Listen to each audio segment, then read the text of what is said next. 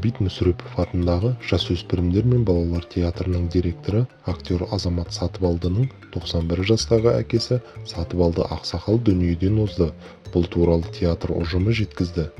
10 баланы өсіріп жетілдіріп, өнегелі үлгісімен аймағына ағайынға сыйлы болған, әулетінің дәулетін асырып, немере шөбере көрген абыз жанның пәнилік өмірі ғұмыр дастанға бергісіз.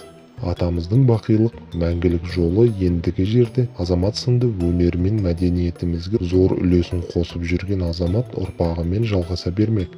Марқұм қарияның жаны жәннаттық, рухы шат болып, нұры пейіште шалқысын, деп жазды театр ұжымы желідегі парақшасында.